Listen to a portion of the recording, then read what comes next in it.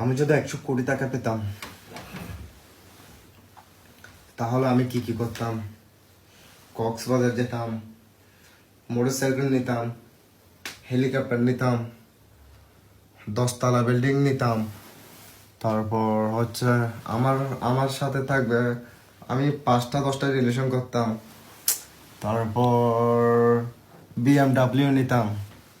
আমার বন্ধুরা যেগুলো আছে, যারা আমাকে কিপটা বলছে, স্যাসরা বলছে, আমি ওই বন্ধুদেরকে আমি 5 লাখ টাকা আমি মুখ নাড়িয়ে দিতাম।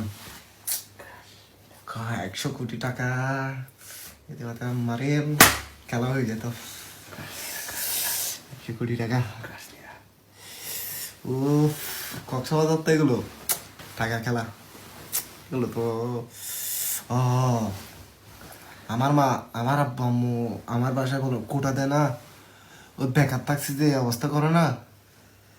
আমি আবার আমার আব্বা আম্মুর মুখ দেবো স্বপ্ন পুরো, তখন তো সক্কা 100 কোটি টাকা। ও ও ও মাই গড, 100 কোটি দিয়ে 100 কোটি দিয়ে পড়ে গেছি।